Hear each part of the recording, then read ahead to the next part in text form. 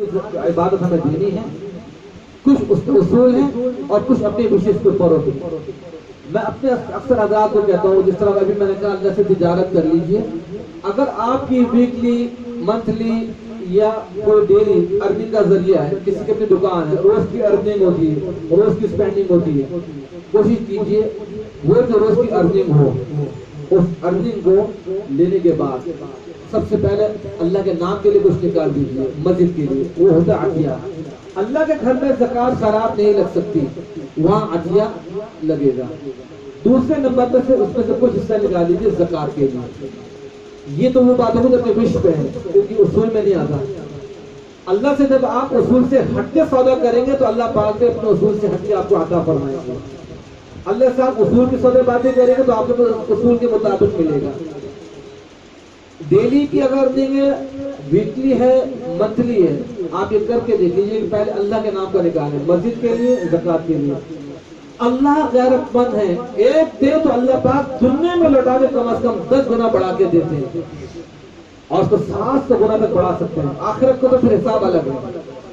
اللہ نے فرمایا تم سوچتے ہو کیسے اللہ پاک ملٹیپلائی کر کے دیں گے تمہیں۔ قرآن کریم میں سورہ بقرہ میں اللہ نے مثال دی ہے، کمثل حبۃ انبتت سبع سنابل فی کل سنبلۃ مئۃ حبۃ واللہ یضاعف لمن یشاء۔ دنیا میں دیکھ لو کہ اس کی مثال ایسی ہے، ایک حبہ تم نے دفنایا، تو اب اس حبے سے، ایک دانے سے، گیہوں کا ایک دانہ دبا دیجیے، اس سے درخت نکلے گا، درخت کے اندر پھر وہ بالی نکلنی شروع ہوئی گیہوں کی، ہر ایک بالی کے اندر 100 دانے۔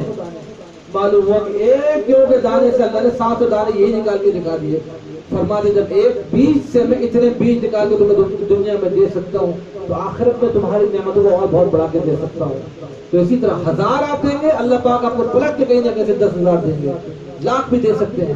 ایک عادت بنا لیجیے، آپ تنگ ہو یا فراغ ہو، اللہ کے راہ میں دینا شروع کر دیجیے۔ یہ تو ہو گئی اپنی خوشی کی بات۔ اصول یہ ہے کہ جس کے پاس نصاب کی مقدار کیا ہے، یعنی اتنی ارننگ یا سیونگ ہو جائے کہ کم از کم جس میں 52.5 تولہ چاندی آ سکتی ہو۔ چاندی کے ریٹ کے اندر، سونے کے ریٹ کے اندر ویریشن آتی رہتی ہے، وہ سال میں معلوم کر لیا جائے۔ خواتین کے پاس عموماً جیولریز ہوتی ہیں، گولڈ کی بھی ہوتی ہیں، سلور کی بھی ہوتی ہیں، اس کا ریٹ دے دیا جائے۔ دونوں اگر ہیں مکس تب بھی سونے کی قیمت کنورٹ ہو جائے گی چاندی کی طرف، کہ اگر دونوں کو ملا کر اس کا ریٹ اتنا بن جاتا ہے کہ جس میں 52.5 تولہ چاندی آ سکتی ہو، 52.5 تولہ چاندی اگر آ سکتی ہو تو وہ شخص صاحب نصاب بن جاتا ہے۔ ہاں یہ پیسے اس کے کہیں اسپینڈنگ کے نہیں ہیں، کہیں رینٹ پہ نہیں کرنا، کہیں فیس نہیں دینی، بل نہیں دینا، ایک سیونگ اس کی۔ یہ آج کی تاریخ میں آئے، مثال کے طور پہ اگر دیکھو رمضان کو اس کے پاس اتنے پیسے آ گئے تو اگلے رمضان کی پہلی تاریخ کو یہ اس پر زکوٰۃ ڈیو ہو جائے گی۔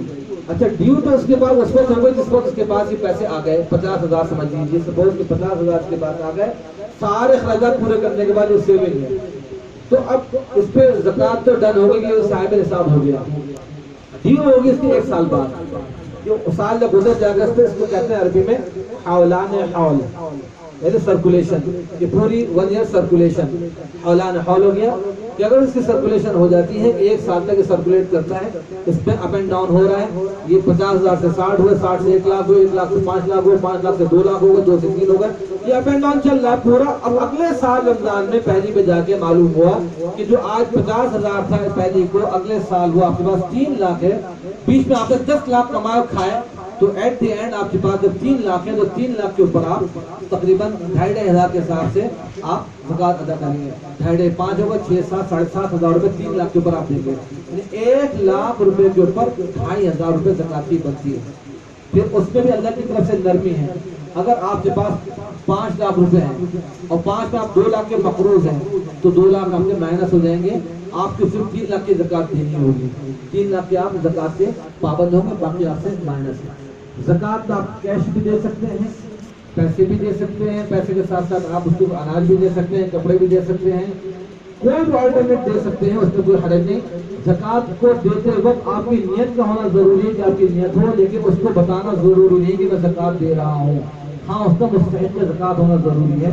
دینے والا اگر صاحب نصاب ہے اس کو زکوٰۃ نہیں دے سکتے، لیکن آج کل کچھ صاحب ایسے بھی ہیں زکوٰۃ دینے والے، بظاہر گھر میں رہ بھی رہے ہیں، جاب بھی کر رہے ہیں، لیکن ان کی آمدن بہت محدود ہے جس سے اخراجات پورے نہیں ہوتے. بجلی کا بل بھرنا ہوتا ہے, بچوں کی فیسیں بھرنی ہے, گھر کا راشن کرنا ہے. اگر ان کی وہ ارننگ سپوز کہ 30,000 روپے ہے, اب 30,000 کے اندر ان کا 10,000 تو کرایہ ہو گیا, 5,000 بجلی کا بل چلا گیا, 5,000 بچوں کی فیس چلی گئی, اب 10,000 تو کیسے گزارا کریں گے؟ تو جاب ہونے کے باوجود بھی اگر ایسے لوگ ہوں تو ان کو بھی زکات سے مدد کی جا سکتی ہے, کیونکہ زکات کے لیے بالکل ضروری نہیں کہ پھٹیچر حالت ابھی زکات دیں.